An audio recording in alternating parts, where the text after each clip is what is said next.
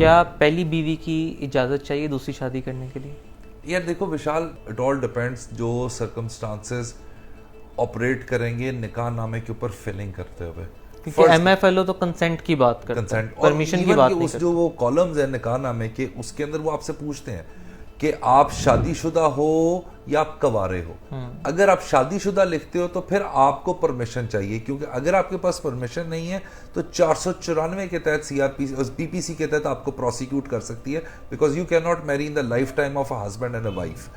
अब यहाँ पे religious Islamic school of thought को देखा जाए तो they always advocate against this कि जी औरत की परमिशन की कोई जरूरत नहीं है। बट इन ऑल इवेंचुअलिटीज आपने अगर लिखा है कि आप शादीशुदा हैं तो आपको परमिशन चाहिए, और अगर आपके पास आप शादीशुदा नहीं हैं तो फिर उस सिनेरियो के अंदर आपको डिवोर्स सर्टिफिकेट चाहिए, जो कि वहां पे इनकॉर्पोरेट होता है। CRM सिस्टम से वो सारी चीजें निकल आती हैं। जब मर्द शादी करता है, पहली बीवी के बारे में बता भी देता है, जिसके साथ दूसरी शादी करनी है उसे बता देता है कि मेरी पहली शादी है, लेकिन पहली बीवी को नहीं बताता वो।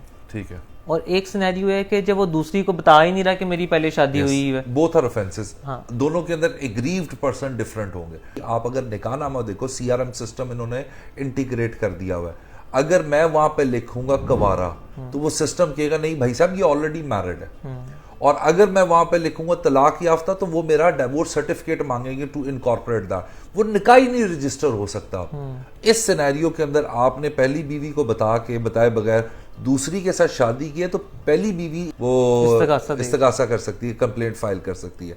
और प्रैक्टिस का एक एस्पेक्ट ये भी है कि यूनियन काउंसिल वाले बगैर इजाजत के बीवी के वो दूसरा रजिस्टर भी नहीं करते, वो कहते हैं कि आप इजाजत लेकर अनटिल अनलेस कि यू मैनेज यूनियन काउंसिल जहां पे बहुत सारे जाली से इजाजतनामे भी बन जाते हैं, but that is a criminal element and we should not be advocating it और we should not be saying it.